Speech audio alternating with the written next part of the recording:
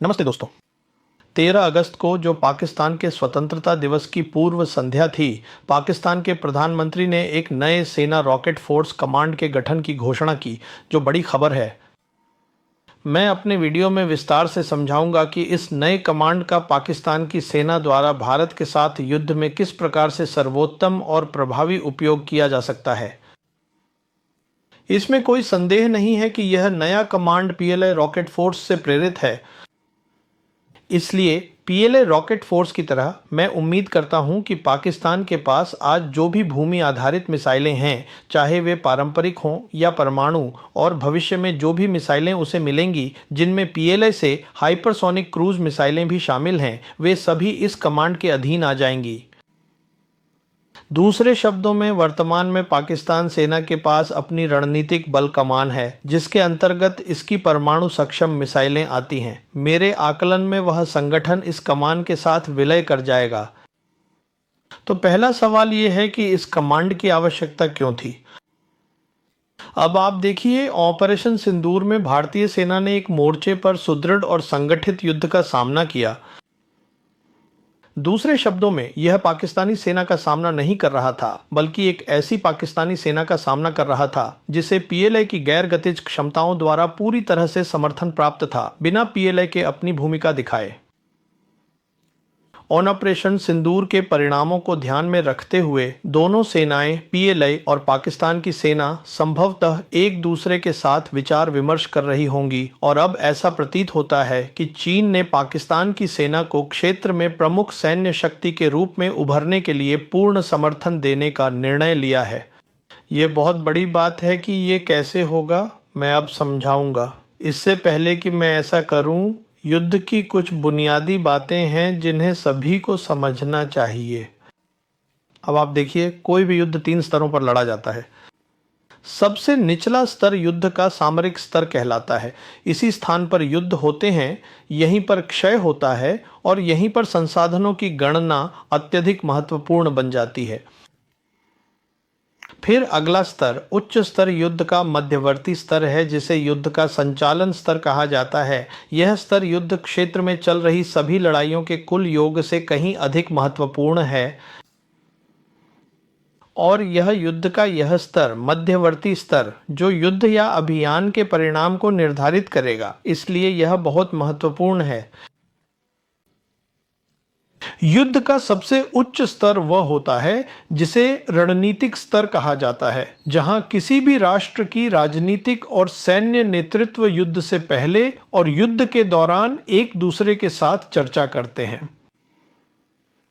अब जब हम वर्तमान समय में भारत और पाकिस्तान के बीच के संबंधों को देखते हैं, तो युद्ध के रणनीतिक स्तर पर भारतीय पक्ष में 3 प्रमुख गतिविधियां हो रही होंगी।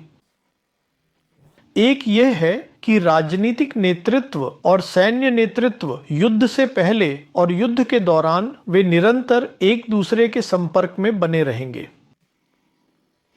दूसरी गतिविधि यह होगी कि दोनों राजनीतिक और सैन्य नेतृत्व युद्ध के लिए नियमित रूप से क्षमताओं की आपूर्ति की तलाश करेंगे, ताकि युद्ध की तीव्रता को बढ़ाया जा सके। और तीसरा यह है कि चूंकि भारत और पाकिस्तान परमाणु हथियार संपन्न देश हैं, इसलिए यह निर्णय इसी स्तर पर लिया जाएगा कि परमाणु हथियारों का उपयोग कब और कैसे किया जाए। युद्ध के रणनीतिक स्तर पर बहुत सारी बड़ी गतिविधियां चल रही हैं। अब जब आप दोनों की तुलना करते हैं, पाकिस्तान और भारतीय पक्ष की, तो आपको एहसास होता है कि पाकिस्तान में ये सारी गतिविधियां एक ही व्यक्ति, सेना प्रमुख फील्ड मार्शल असीम मुनीर द्वारा तय होंगी। इसका मतलब है कि युद्ध के रणनीतिक स्तर पर निर्णय लेने की प्रक्रिया भारतीय पक्ष की तुलना में बहुत तेज होगी। और जिन 3 स्तरों के युद्धों के बारे में मैंने बात की, वे अलग थलग नहीं हैं, वे सभी एक दूसरे को प्रभावित करते हैं। इसका मतलब है कि अगर पाकिस्तान की ओर से रणनीतिक स्तर पर तेजी से निर्णय लिया जाता है, तो इसका संचालन पर बहुत बड़ा प्रभाव पड़ेगा, जहां, जैसा कि मैंने कहा, युद्ध का परिणाम निर्धारित होता है। युद्ध के संचालन स्तर की बात। अब हम युद्ध के संचालन स्तर की बात करें। ऑपरेशन सुंदर में हमने यह देखा कि पाकिस्तान वायुसेना ने युद्ध के संचालन स्तर पर अपनी क्षमताओं का प्रभावशाली प्रदर्शन किया। पाकिस्तान वायुसेना युद्ध के सामरिक स्तर पर नहीं गई, जहां एकल मुकाबले वाले डॉग फाइट्स होते हैं। इसके बजाय उन्होंने BBRS का उपयोग किया, जो डिजिटल इकोसिस्टम द्वारा समर्थित था और जिसे वे बहुडोमेन संचालन की नई युद्ध अवधारणा कहते हैं। तो वे युद्ध के संचालन के स्तर पर कार्य कर रहे थे। अब जो नया कमांड स्थापित किया गया है वह भी युद्ध के संचालन के स्तर पर कार्य करेगा। और इसका मुख्य कारण यह है कि ऑपरेशन सिंदूर के दौरान एक बात स्पष्ट हो गई थी कि युद्ध के मैदान में दोनों पक्षों के लिए कोई पीछे या आगे का मोर्चा नहीं रहेगा। मिसाइलें किसी भी स्थान पर जा सकती हैं, इसलिए यह अत्यधिक आवश्यक है कि वे युद्ध के संचालन स्तर पर प्रभावी रूप से कार्य करें, और यही महत्वपूर्ण कार्य यह कमांड करेगी। दूसरे शब्दों में, भारत के साथ अगले युद्ध में पाकिस्तान की ओर से हम देखेंगे कि पाकिस्तान वायुसेना और सेना की यह नई कमान दोनों युद्ध के संचालन स्तर पर कार्य करेंगे, जहां युद्ध का परिणाम निर्धारित होता है। और उन्हें चीन की बेइडो नेविगेशन प्रणाली उपग्रह नक्षत्र द्वारा पूरी तरह से समर्थन प्राप्त होगा, जो 24 घंटे स्थिति की व्यापक और गहन जागरूकता प्रदान करेगा, और यह पाकिस्तान की मिसाइलों को सटीक निशानेबाजी में भी अत्यधिक महत्वपूर्ण सहायता प्रदान करेगा।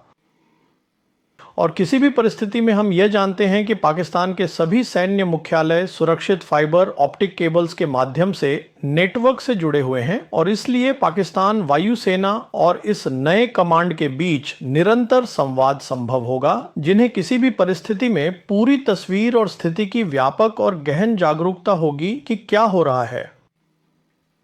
दूसरे शब्दों में कहें तो वायु श्रेष्ठता स्थापित करने या सीमित वायु श्रेष्ठता स्थापित करने का संपूर्ण कार्य अब इन दोनों के द्वारा किया जाएगा, जो कि पाकिस्तान वायुसेना और यह नया कमांड है, जो युद्ध संचालन के स्तर पर सक्रिय रूप से कार्यरत हैं। इसलिए जब यह पूरी तरह से स्थापित हो जाएगा, तब हम जनरल मुख्यालय या पाकिस्तान की सेना के अधीन इन सभी संगठनों को देखेंगे, जिनके बारे में हम यह जानते हैं कि इसे स्ट्रैटेजिक प्लान्स डिवीजन के नाम से पहचाना जाता है।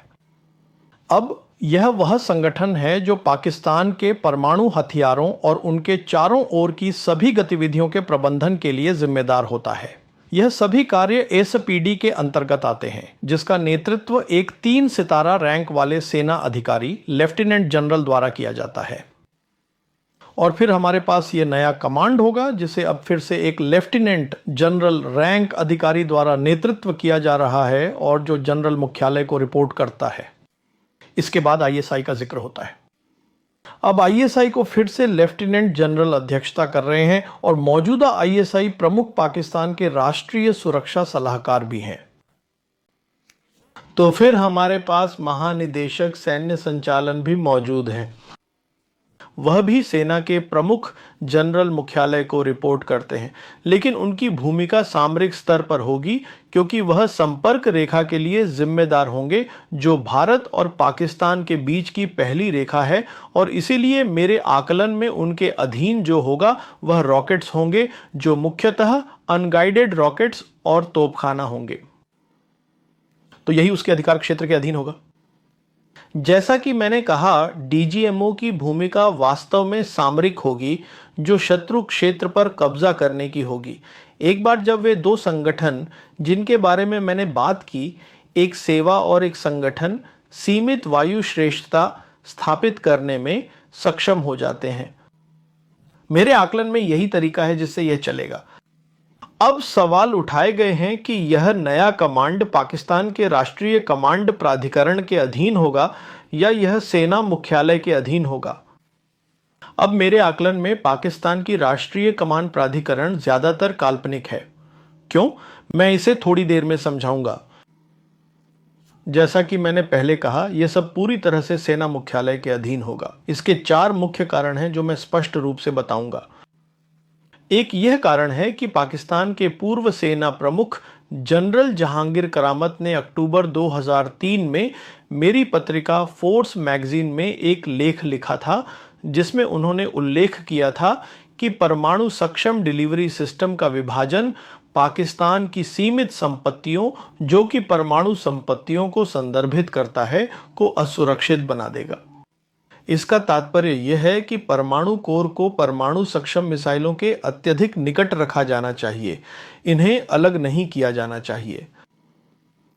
दूसरे शब्दों में वह कह रहे थे कि एसपीडी रणनीतिक योजनाएं प्रभाग और उस समय की सेना रणनीतिक बल कमान को एक साथ होना चाहिए, और यही संरचना आज भी मौजूद है।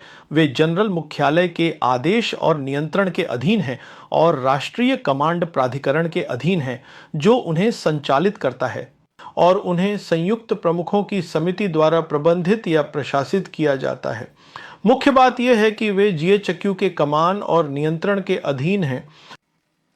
दूसरा कारण यह महत्वपूर्ण था क्योंकि जनरल मुख्यालय या पाकिस्तान सेना प्रमुख अपनी ताकत पाकिस्तान के इन परमाणु हथियारों से प्राप्त करते हैं और इसलिए प्रमुख इन्हें किसी अन्य संगठन के साथ साझा नहीं करना चाहेंगे। इसलिए हम यह जानते हैं कि पाकिस्तान में वायुसेना और नौसेना की अन्य दो स्ट्रैटेजिक फोर्स कमांड के पास जो कुछ है वे केवल वेक्टर हैं। उनके पास परमाणु हथियार या कोर नहीं है। इसी प्रकार हम यह भी अवगत हैं कि जब भारत ने 2004 में अपनी कोल्ड स्टार्ट्स डॉक्ट्रिन की घोषणा की थी, तब उसके पश्चात पाकिस्तान ने यह घोषणा की कि अब उसके पास उस डॉक्ट्रिन का सामना करने के लिए सामरिक परमाणु हथियार उपलब्ध हैं। लेकिन वे सामरिक परमाणु हथियार कभी क्षेत्रीय कमांडरों को नहीं सौंपे गए थे और न ही सौंपे जाएंगे, और उन्हें रणनीतिक स्तर पर रखा जा रहा है, जो कि सबसे उच्चतम स्तर है। कमान और नियंत्रण जनरल मुख्यालय के पास है। और तीसरा कारण यह है कि जून 2025 में भारत से सूचना प्राप्त हुई थी कि डीआरडीओ अग्नि 5 के एक संशोधन पर कार्य कर रहा था, जो कि 5000 किलोमीटर की सीमा के साथ भारतीय परमाणु हथियारों के लिए एक वाहक प्रणाली के रूप में कार्य करेगा। और संशोधन यह था कि अग्नि 5 परमाणु बस को भी ले जाने में सक्षम था। क्षमा कीजिए, बंकर बस्टिंग पारंपरिक वॉरहेड्स, पारंपरिक फोरहेड्स, ताकि वे बंकर को तोड़ सकें, जो कि ज़मीन के नीचे 80 से 100 मीटर की गहराई तक जाकर विस्फोट कर सकते हैं। और पूरी योजना यह थी कि इसका उपयोग पाकिस्तान की भूमिगत परमाणु सुविधाओं के खिलाफ किया जा सकता है। और भारतीय विश्लेषकों का यह तर्क प्रस्तुत किया गया है कि भारत इसे अपनी पहले प्रयोग न करने की परमाणु नीति का उल्लंघन किए बिना कर सकता है, जो कि भारत की घोषित नीति के रूप में स्थापित है। क्योंकि भारत ने परमाणु हथियार नहीं बल्कि पारंपरिक वॉरहेड का उपयोग किया होता। अब यह कमांड जो इन सभी चीज़ों के साथ आता है, जैसा कि मैंने कहा, इसके तहत यह भारत को किसी भी ऐसी चीज़ को करने से रोकने के लिए प्रतिरोध प्रदान करेगा। और चौथा कारण यह है कि कई लोग यह विचार कर रहे होंगे कि क्या यह समझदारी पूर्ण है कि पाकिस्तान के पास एक ही संगठन के अंतर्गत होना चाहिए। इसमें पारंपरिक मिसाइलें भी सम्मिलित हैं और परमाणु मिसाइलें भी। खैर, आपको जो याद रखना चाहिए वह यह है कि हम जानते हैं कि 2022 में रिपोर्ट आई थी कि पाकिस्तान के सैन्य अधिकारी पीएलए के संयुक्त स्टाफ विभाग में शामिल थे, जो उनका सर्वोच्च परिचालन कमांड है, और वे सीधे सर्वोच्च स्तर जो केंद्रीय सैन्य आयोग है और संयुक्त स्टाफ विभाग को रिपोर्ट कर रहे थे। यहीं पर पीएलए अपनी परमाणु युद्ध की रणनीति तैयार करता है और पारंपरिक युद्ध से परमाणु युद्ध में परिवर्तन के लिए सुचारू और संगठित योजना भी बनाता है। और चूंकि पाकिस्तानी सैन्य अधिकारी वहां शामिल हो गए हैं, जाहिर है कि उन्होंने वहां बहुत कुछ सीखा है, इसलिए वे इस नए कमांड में यह सब करने में सक्षम होंगे जो बनाया गया है। अब मैंने यह भी उल्लेख किया है कि पाकिस्तान की राष्ट्रीय कमान प्राधिकरण मुख्यतः काल्पनिक ही प्रतीत होती है। मैंने यह इसलिए कहा क्योंकि हम जानते हैं कि दिसंबर 1988 में पाकिस्तान के सेना प्रमुख ने स्ट्रेटेजिक प्लान्स डिवीज़न का गठन किया और फरवरी 1999 में सेना प्रमुख जनरल मुशर्रफ ने राष्ट्रीय कमांड प्राधिकरण की योजना राजनीतिक नेतृत्व को प्रस्तुत की और उन्होंने एसपीडी से प्रस्तुति देने के लिए कहा। और हमें यह जानकारी है कि फरवरी 2000 में जनरल मुशर्रफ ने यह घोषणा की थी कि पाकिस्तान की राष्ट्रीय कमान प्राधिकरण को एसपीडी के निर्देशन में स्थापित किया गया है और यह 2 स्तरों में कार्य करेगी। इस राष्ट्रीय कमांड प्राधिकरण के अंतर्गत पहले वर्ष की अध्यक्षता पाकिस्तान के प्रधानमंत्री करेंगे। अन्य महत्वपूर्ण व्यक्ति भी वहां उपस्थित रहेंगे। पहला वर्ष रोजगार नियंत्रण समिति होगा और दूसरा विकास नियंत्रण समिति होगा। यह पहला वर्ष है। दूसरा स्तर रणनीतिक योजनाएं प्रभाग होगा। दूसरे शब्दों में रणनीतिक योजनाएं प्रभाग सबसे अहम होगा क्योंकि वही पूरे मामले का निर्देशन कर रहा है। तो मेरा जो कहना है वह यह है कि मेरे मूल्यांकन के अनुसार सभी चीज़ें जनरल हेडक्वार्टर के अधीनस्थ होंगी और संभवतः पाकिस्तान के दृष्टिकोण से भी यह सही कदम होगा। भारतीय सेना के संदर्भ में किल चेन से आगे रहने का दृष्टिकोण, तो इसका भारत के लिए क्या मतलब होगा?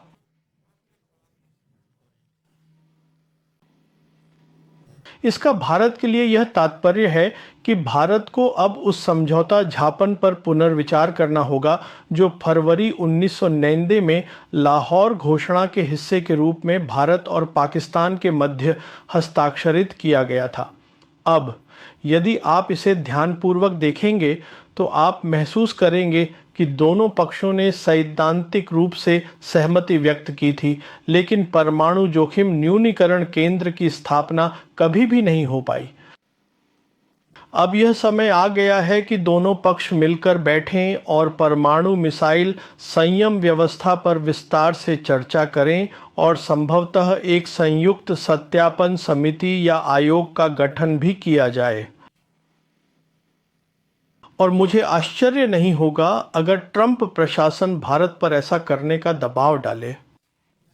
यह परमाणु युद्ध को रोकने का एक तरीका है क्योंकि जैसा कि हम जानते हैं ऑपरेशन सिंदूर के बाद जो नया सामान्य बना है उसने युद्ध की सीमा को खतरनाक रूप से कम स्तर पर ला दिया है। धन्यवाद।